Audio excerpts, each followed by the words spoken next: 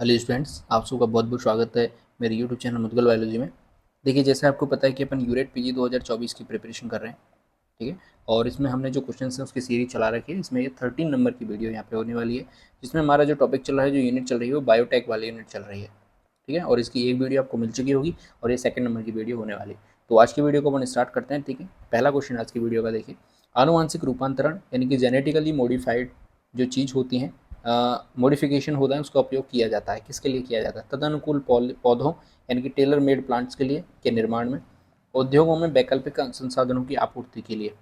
ठीक है। खाद्य पदार्थों के पोषणिक स्तर में वृद्धि के लिए या फिर उपरोक्त सभी के लिए। तो यदि हम इसके सही उत्तर की बात करें तो जो जेनेटिकली मॉडिफिकेशंस होते हैं वो सब के सब इसमें काम आते हैं, यानी कि इन सारी चीज़ों में जेनेटिक मॉडिफिकेशन का यूज़ किया जाता है। आगे बढ़ते हैं।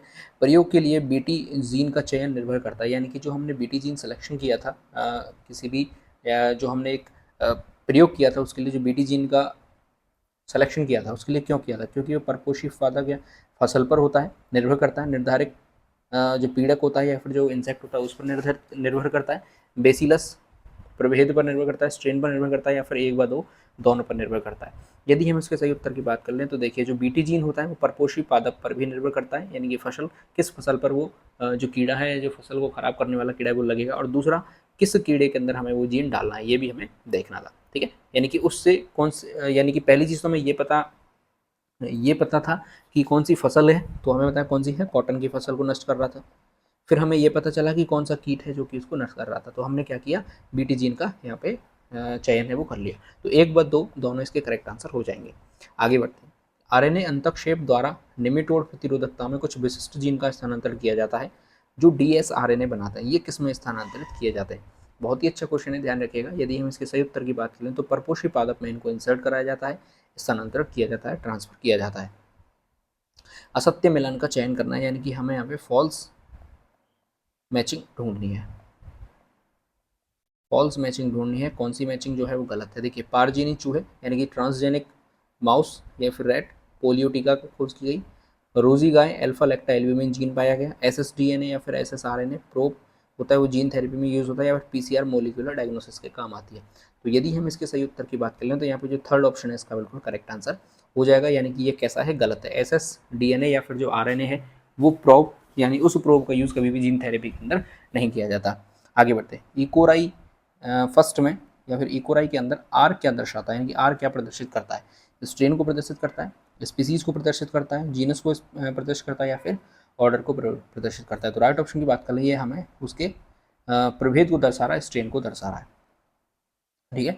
चलिए आगे बढ़ते हैं। आनुवांशिक इंजीनियरिंग में, आनुवांशिक यानी कि जेनेटिकली इंजीनियरिंग में प्रतिबंधन एंडोन्यूक्लियस, रेस्ट्रिक्शन एंडोन्यूक्लियस का उपयोग क्या बनाने में किया जाता है? पुनर्योगज प्रोटीन यानी कि रिकॉम्बिनेंट प्रोटीन में, रिकॉम्बिनेंट डीएनए बनाने में, रिकॉम्बिनेंट प्रोटीन तथा डीएनए बनाने में, या फिर रिकॉम्बिनेंट सेल बनाने में। इसके यदि सही उत्तर की बात करें तो रिकॉम्बिनेंट डीएनए के अंदर अपन जेनेटिक इंजीनियरिंग में रेस्ट्रिक्शन एंडोन्यूक्लियस का यूज़ करते हैं। आगे बढ़ते हैं। देखिए, डीएनए के खंडों को पृथक करने के लिए किस उपकरण का उपयोग किया जाता है? पीसीआर का उपयोग नहीं किया जाता, क्योंकि ये तो डीएनए की रेप्लिकेशन में काम आता है। अगला ऑप्शन देखिए, जेल इलेक्ट्रोफोरेसिस का, बायोरिएक्टर का, या फिर रेस्ट्रिक्शन एंडोन्यूक्लियस का। तो यदि हम इसके सही उत्तर की बात करें तो जेल इलेक्ट्रोफोरेसिस का यूज़ किया जाता है, किसके लिए? डीएनए खंडों को पृथक करने के लिए। इसमें अपन क्या करते हैं कि एक जेल का मीडियम बना देते हैं, ठीक है, और उसके साथ क्या जोड़ देते हैं? इलेक्ट्रोड जोड़ देते हैं। क्या जोड़ देते हैं? इलेक्ट्रॉन ऐड कर देते हैं। तो हमें पता है डीएनए होता है नेगेटिव चार्ज, तो वो किधर की तरफ गति करता है? वो पॉजिटिव चार्ज की तरफ गति करता है। ठीक है। तो सेकंड ऑप्शन इसका करेक्ट आंसर हो जाएगा। अच्छा क्वेश्चन है, ध्यान रखिएगा। आगे बढ़ते हैं। कौन सी विशेषता क्लोनिंग संभाग के लिए आवश्यक नहीं है? प्रतिकयन की उत्पत्ति यानी कि रेप्लिकेशन की ओरिजन, अधिक कॉपी संख्या, वर्ण योग्य चिंतक, या फिर क्लोनिंग साइट। वर्ण योग्य चिंतक का मतलब होता है सिलेक्शन के लिए जो चिंतक होते हैं। आगे बढ़ते हैं। इसका आंसर की यदि हम बात कर लें 65 नंबर क्वेश्चन की, तो इसका जो सेकंड ऑप्शन है वो यहाँ पे करेक्ट आंसर हो जाएगा। अगले क्वेश्चन पे आते हैं। देखिए, निम्न में से कौन सा क्लोनिक संवाहक के लिए सत्य नहीं है, यानी कि कौन सा इनमें से क्लोनिंग वेक्टर है, क्लोनिंग वेक्टर के लिए राइट जो स्टेटमेंट है वो नहीं है? दो से ज़्यादा रेप्लिकेशन की ओरिजिन साइट होती हैं, संवाहक में सिलेक्शन योग्य मार्कर होना चाहिए वाहक यानी कि वेक्टर के अंदर, सामान्यतः काम में लिए जा रहे प्रतिबंधित एंजाइम के लिए एक पहचान स्थल होनी चाहिए, पीवीआर 322 में टेट्रासाइक्लिन प्रतिरोध होता है। यदि हम इसके सही उत्तर की बात करें तो यहाँ पे जो एक ऑप्शन है वो करेक्ट आंसर हो जाएगा, यानी कि दो से ज़्यादा प्रतिगेन की उत्पत्ति का स्थान ठीक है, तो ये गलत है। क्लोरीन संवाहक के अंदर हमेशा एक होती है क्या प्रतिकृति कहने का ओराई स्तर, यानी कि ये क्या पूछ रहा है, ओराई साइट पूछ रहा है, तो ओराई साइट हमेशा कितनी होती है, एक होती है। ठीक है, तो ये क्या है, गलत है। चलिए, रूपांतरण एक प्रक्रिया है जिसके द्वारा, ट्रांसडक्शन की ये पूछ रहा है, तो डीएनए का एक खंड परपोषी जीवाणु में निवेश किया जाता है, इंसर्ट कराया जाता है। डीएनए का एक खंड वाहक में इंसर्ट कराया जाता है। डीएनए का एक खंड जो प्रोटीन बनाता है, या फिर उपरोक्त सभी। इसके सही उत्तर की हम यहाँ पे बात कर लें तो डीएनए के एक जो पार्ट होता है उसको अपन, जो होस्ट सेल होती है, होस्ट जो बैक्टीरिया होता है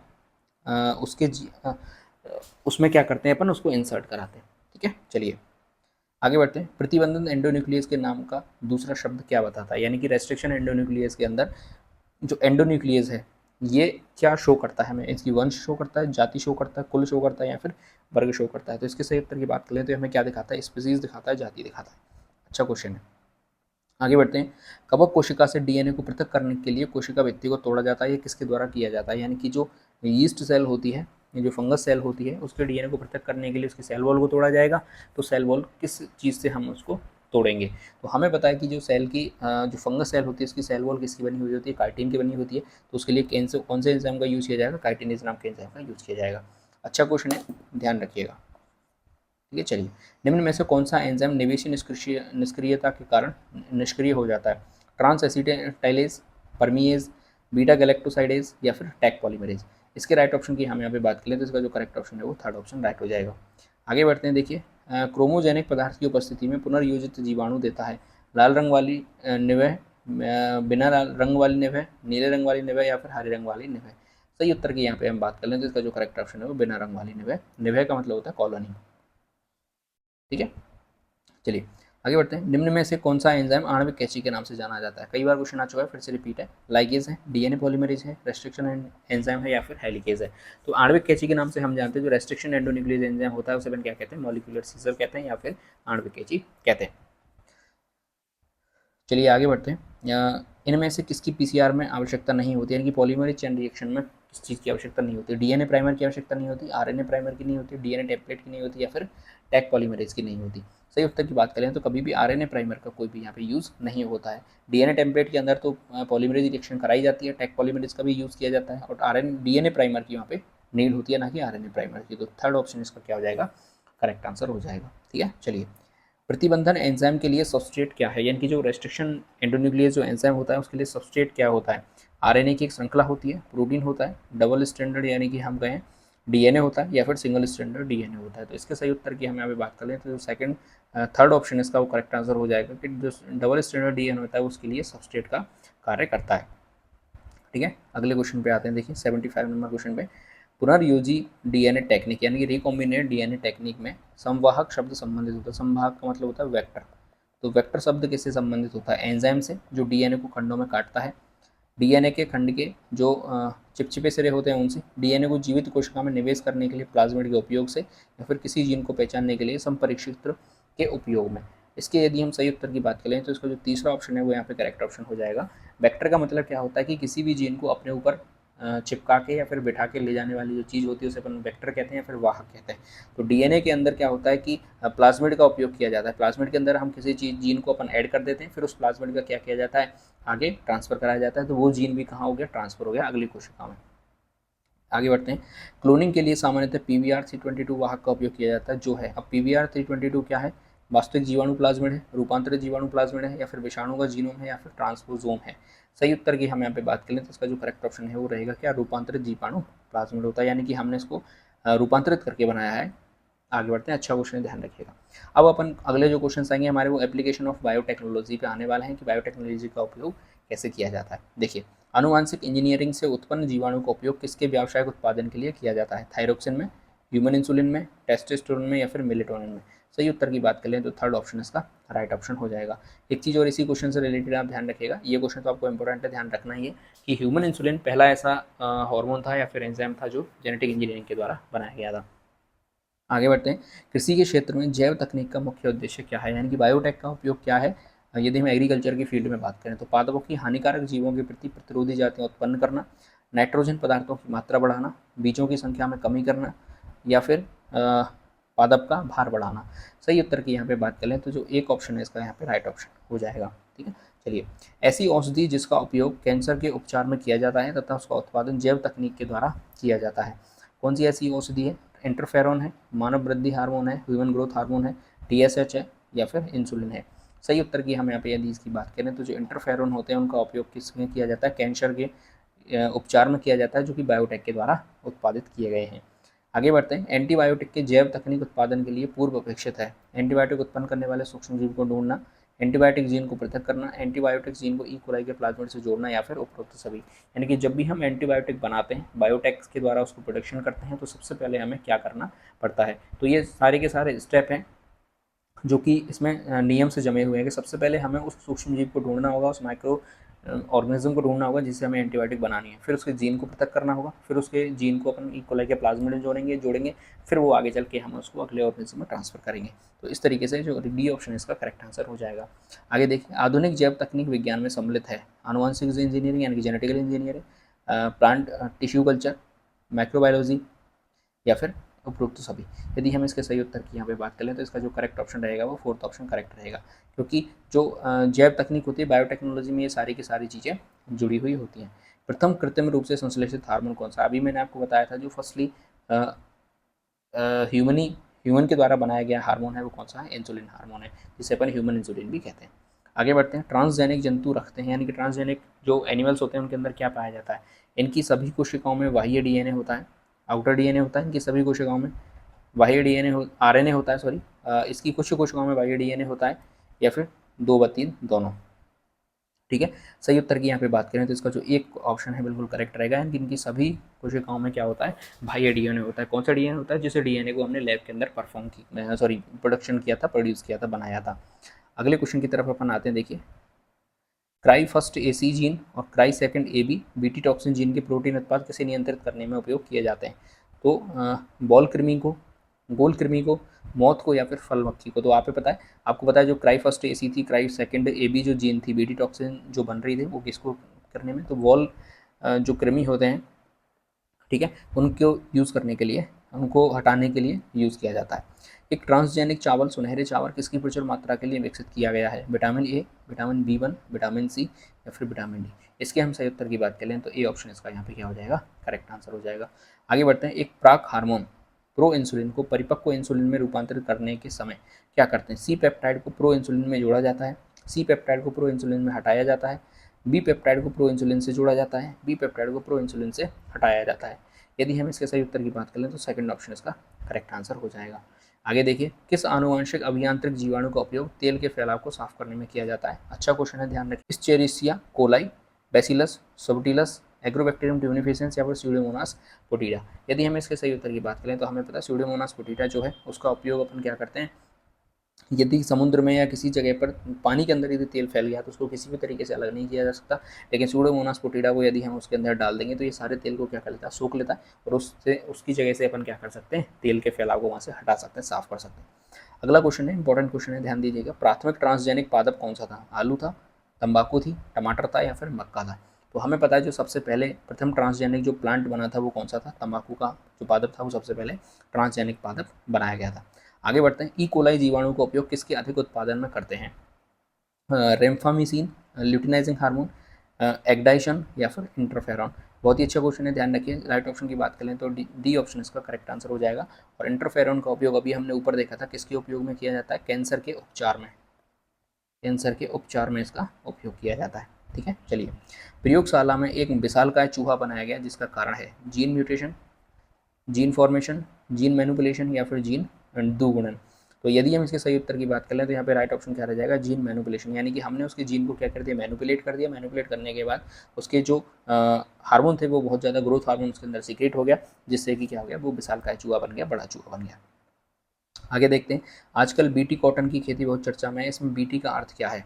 देखिए, बेरियम उपचारित बिनोले, कपास की बड़ा धागा किस्म जिसमें बेहतर तनन शक्ति होती है, रेस्ट्रिक्शन एंजाइमों तथा लाइगेजों का उपयोग करके जैव प्रौद्योगिकी द्वारा बनाया गया, या फिर बेसिलस thuringiensis के लिए एक टॉक्सिन एंडोटॉक्सिन जीन से युक्त होता है। तो हमें पता है बीटी में जो फुल फॉर्म होती है वो बेसिलस thuringiensis से ही निकली है। तो इसकी सही उत्तर की बात करें तो फोर्थ ऑप्शन क्या हो जाएगा? इसका करेक्ट आंसर हो जाएगा।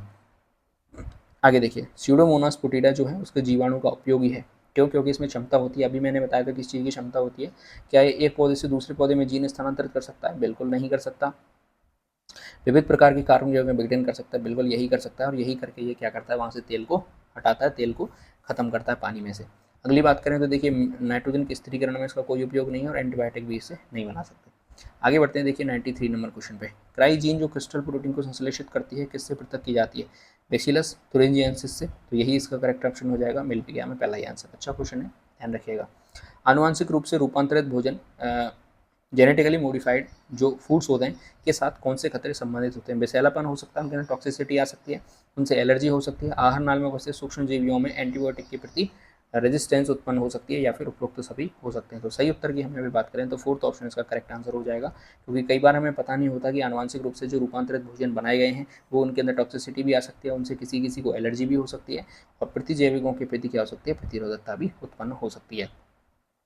आगे बढ़ते हैं, जीन उपचार विधि का उपयोग सर्वप्रथम किसके द्वारा किया गया था? यानी कि जो जीन थेरेपी थी उसका यूज सबसे पहले किसमें किया गया? रंजकहीनता के अंदर, हीमोफीलिया के अंदर, एससीआईडी के अंदर, या फिर लिक्विड के अंदर।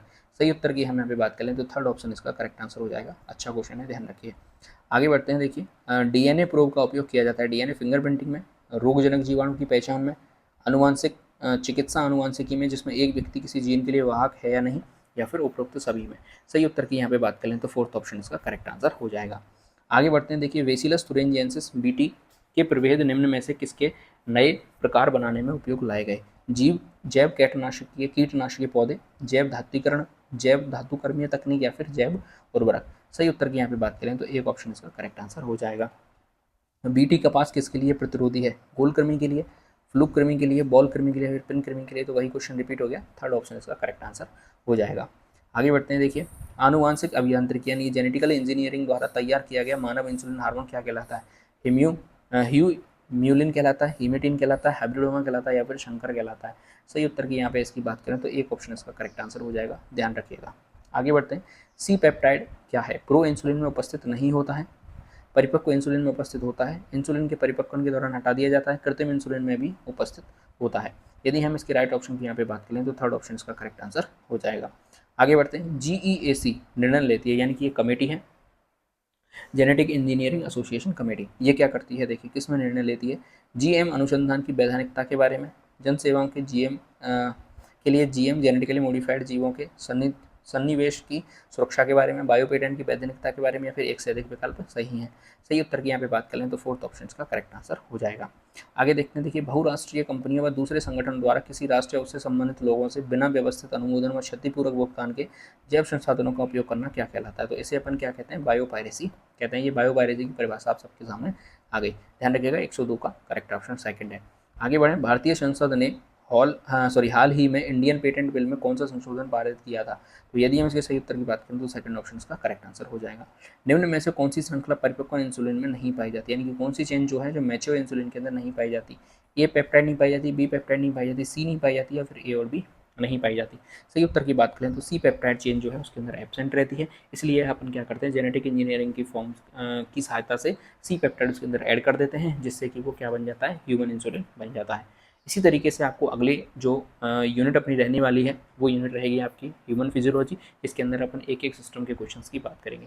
वीडियो आपको अच्छी लग रही है तो लाइक जरूर कर दें, चैनल सब्सक्राइब जरूर कर दें। यदि आपको कोई डाउट है तो आप कमेंट बॉक्स के अंदर पूछ सकते हैं, मैं वहाँ पे जवाब देने की पूरी कोशिश करता हूँ। देश से प्यार करें, माता पिता से प्यार करें।